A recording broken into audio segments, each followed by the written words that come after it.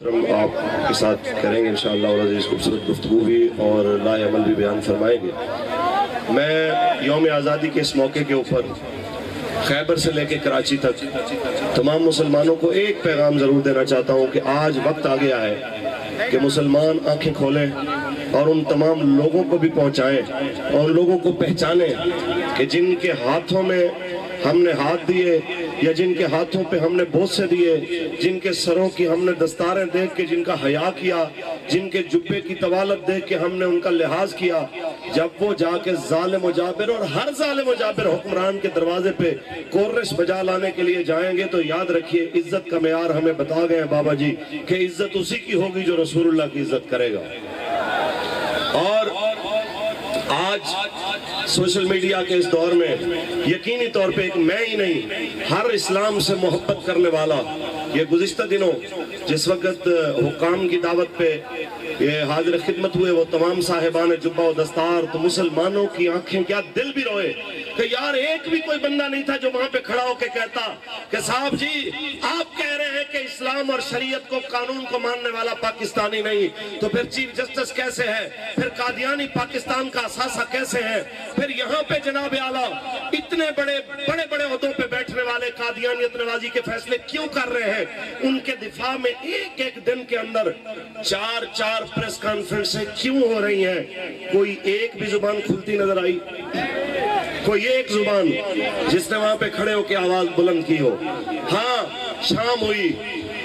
Press release جاری ہو گئی، لیکن گھروں میں بسنے والا جو ایک بھی مسلمان درد دل والا تھا اس کے اندر سے بس ایک ہی آواز اٹھی کہ ہم نے تو بڑی امید رکھی تھی آپ جائیں گے، حق والے کم از کم کوئی 2-4 جملے ہی کہیں گے، لیکن ہمیں کیا پتا تھا اس لہجے میں، اس حلیے میں، اس انداز کے اندر آپ جا کے وہاں پہ ان بدماشوں کی شان و شوکت کو بڑھانے جائیں گے، نہ کہ اسلام کی شوکت بڑھانے کے لیے جائیں گے۔ کسے خبر تھی کہ لے کر چراغ مصطفی، کسے خبر تھی کہ لے کر چراغ مصطفی جہاں میں آگ لگاتی پھرے گی وہ لہبی، جہاں میں آگ لگاتی پھرے گی وہ لہبی۔ اور اس سے اگلی بات، خیبر سے کراچی تک آج کے یوم آزادی کے موقع پہ حکمران یہ آپ لوگوں کے لیے سوچنے کی بات ہے کہ آج بنوں کا مسلمان بھی رو رہا ہے، آج بلوچستان کا مسلمان بھی رو رہا ہے، آج KPK کا مسلمان، آج کشمیر کا مسلمان، آج کراچی سے لے کے خیبر تک کا پاکستانی آپ کی لگائی ہوئی مہنگائی کی آگ میں یوں پس رہا ہے کہ کئیوں کے گھر کے اندر تو جھنڈا لگانے کے پیسے بھی نہیں ہیں۔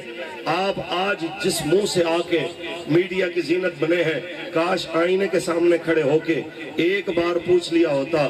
کہ 77 سال پہلے جن لوگوں کے بڑے صرف اس لیے آئے تھے کہ پاکستان کا مطلب کیا، دستور ریاست کیا ہوگا، کیا آپ لوگ واقعتاً اس نعرے کا آپ نے حق ادا کیا ہے کہ قحط کے دنوں میں حضرت سیدنا فاروق اعظم آپ ایک وقت کی روٹی کھائیں اور وہ بھی سادی، اور جب ساتھی کہیں کہ پیٹ بھر کے کھانا کھا لیجئے، فرمایا عمر تب تک کھانا نہیں کھائے گا جب تک ساری رعایا کو ایسا کھانا نہ ملے۔ ہم اسی دعا کے ساتھ آگے بڑھتے ہیں کہ اللہ کرے ہمارے ملک کے اندر رسول اللہ کا دین نافذ ہو، آمین کہہ دیجئے، اونچی کہہ دیجئے۔ اللہ کرے کہ وہ وقت آئے جب رسول اللہ صلی اللہ علیہ وسلم کا دین تخت پہ ہو اور اس پاکستان میں سندھی پنجابی مہاجر پٹھان کی بات نہ ہو بلکہ رسول اللہ کے نام کی بات ہو کہ پاکستان کا مطلب کیا، دستور ریاست کیا ہوگا، پاکستان کا مطلب کیا۔ کہنے کو باتیں بہت ہی، بس میں ایک شعر اقبال کا پڑھ کے اجازت چاہتا ہوں۔ چین و عرب ہمارا، ہندوستان ہمارا، چین و عرب ہمارا، ہندوستان ہمارا، ہم ہیں قوم مسلم سارا جہاں ہمارا. دھمکیاں لگا کے میں مارچ روکنے کی باتیں کرنے والوں، باطل سے دبنے والے، اے آسمان نہیں ہم 100 بار کر چکا تو امتحان ہمارا. تاجدار ختم نبوت اللہ تعالیٰ قائد محترم کی سربراہی کے اندر ہمیں وہ وقت دکھائے جب پاکستان حقیقی معنوں میں اسلامی جمہوریہ پاکستان بنے، اور اللہ کریم ہمیں وہ وقت دکھائے جب قبلہ اول بیت المقدس آزادی کی حالت میں ہو، اور وہاں بیت المقدس کے اندر محمد عربی کے غلام آزادی کے ساتھ نماز ادا کریں. کیونکہ ہمارا فلسطین سے رشتہ کیا